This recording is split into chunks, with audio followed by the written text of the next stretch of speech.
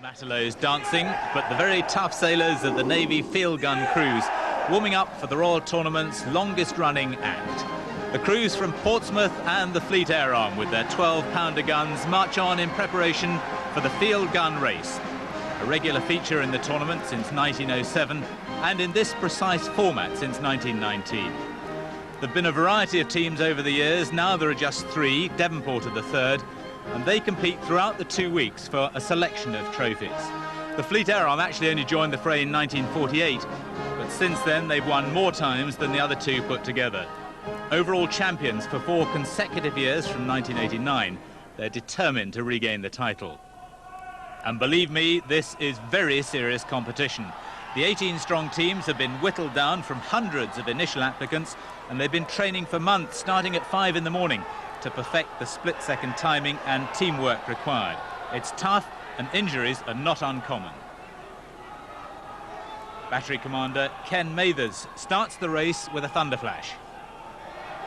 The bugle blows, and away they go on the first stage of the run this evening.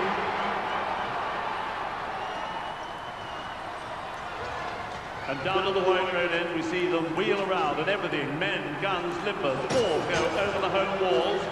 And in the centre of the arena, the sheer legs are set up, and on top go the 28-foot spars, which are used to carry the first 2 men of each crew safely across the chasm.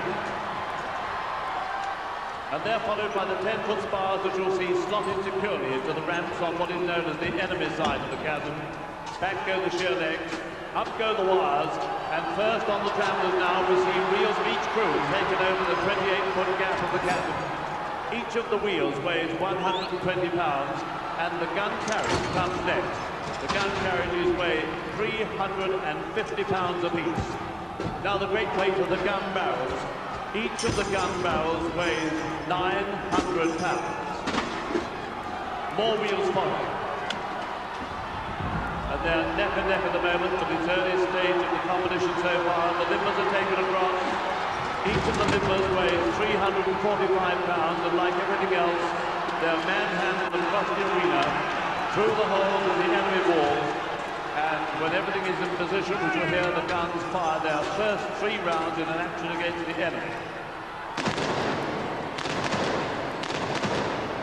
The clock stopped with the 3rd round fired, and that was very close.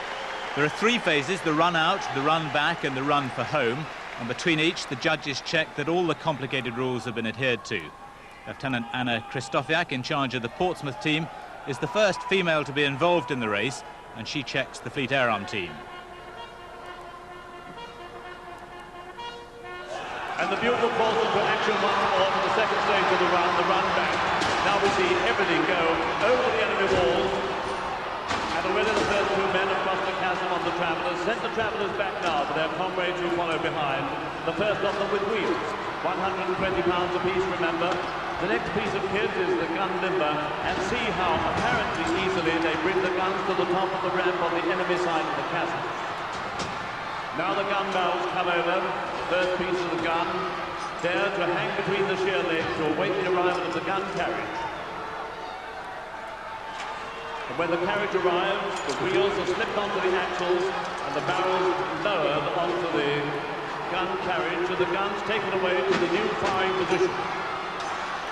Down go the wires, and the last men over are called the flying angels, and they bring the 10-foot spars with them, and down go the sheer legs.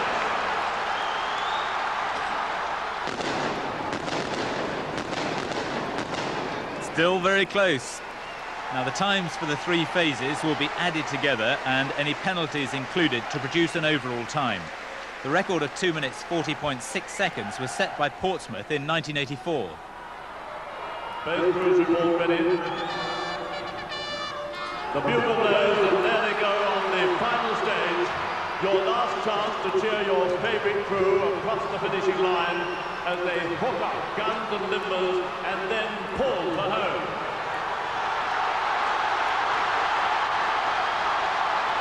And first over the line, the Fleet Air Arm by a short head.